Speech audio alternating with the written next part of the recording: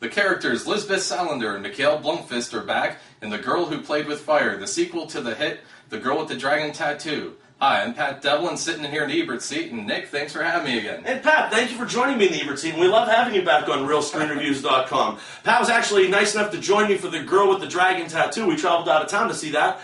And now The Girl Who Played with Fire has recently arrived on DVD. This is a DVD review. And this movie, like I said, opened about 6 months ago, and it stars Naomi Rapace, it stars Mikkel Nyquist, reprising their roles from the first movie. But this one comes to us from a different director. This one comes to us from director Daniel Alfredson, who directed this one and the next part, which will be opening in about a week or so worldwide, called The Girl Who Kicked the Hornet's Nest. But getting back to The Girl Who Played with Fire, I will turn it back over to my guest critic to tell us a little bit about it. Alright, the movie starts off with Lisbeth living abroad off the money that she got from the first movie, and Mikhail working at the Millennium magazine after all the controversy from when he got had a prison sentence. And this movie pretty much picks up, it has her counselor, the person that was looking out for her welfare, is a major player in the opening part of this movie. Like, his murder and the murder of two people that work at the Millennium set off a chain of events that put this story in motion, and Lisbeth Salander is actually the prime suspect from the police. Yes, this new reporter for the Millennium magazine, Dag, him and his girlfriend found out about a sex slave operation operating out of Russia, I believe. Correct. And they've investigated the customers and the girls that were put into slavery. And now they start interviewing these Johns that are known to have visited these prostitutes, and the two people that are investigating the crime are murdered, as well as her counselor. Now, Pat, I'll tell you what I liked about this movie. Now, I will say I don't think I liked it as much as the first film. I thought the first film, I think we both gave it 4 stars. Yeah. I don't think this one's as good. This is a very, very tight story, and I'll tell you what I really liked about this movie is the whole first film was a very, very tight story as well, but it didn't center anything at all on Lisbeth Salander. This entire film is about her backstory, her education process, where she came from, her how she was brought up by her parents. I loved how it gave us all this insight and backstory onto this fascinating character, because I actually thought she was the most fascinating part of the first movie, and I think she's just as fascinating in this one. What do you say? Yes, I totally agree. They even delve into her father, who had a brief appearance in the first movie. Yes, they kind of led into this one, so to speak.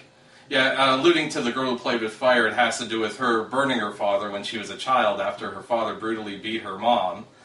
And then that's when they institutionalized her, and that's how she got into the system. Yeah, and you can see, like I said, the backstory of the evolution of this character and why she's so on edge, why she doesn't like men very much. Yeah. I mean, you really can't blame the character of Lisbeth all that much.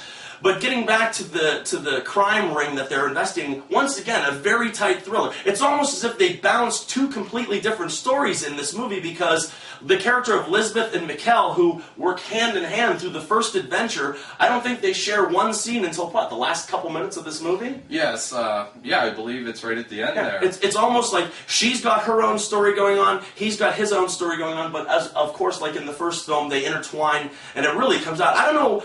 These two, I want to say they make beautiful music together. I mean, they really, the movie just flows. I mean, we were watching this one on DVD, and I think Pat turned to me and said, I can't believe that there's only 40 minutes left in this movie. It's like we just started it.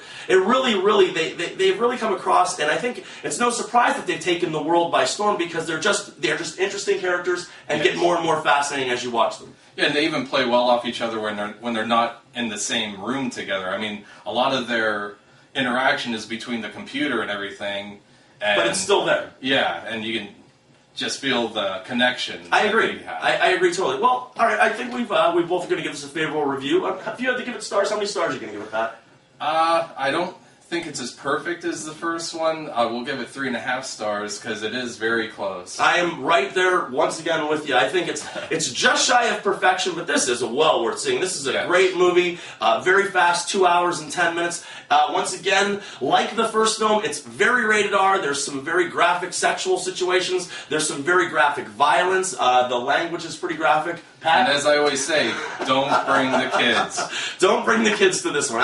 Well, okay, I guess we're going to wrap this up. I'm going to say, Pat, thank you so much for joining us here at RealScreenReviews.com once again. Well, I just want to bring up one character from the movie that... Oh, please. Ronald Niederman, the albino from the movie, is just fascinating. He is fascinating. He is a monster. Yes.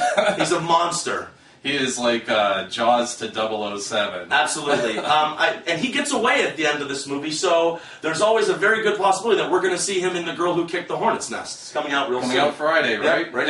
And I will say that we are going to definitely have Pat back to review The Girl Who Kicked the Hornet's Nest when that one comes out. We're going to try and travel to see it, but if not, we'll have to wait until it comes out on DVD, and then we'll be back again to review it. But once again, thank you so much for being here. Thanks for having me. And remember, people, we're not always right, only when it comes to the movies. And thank you very much for your attention.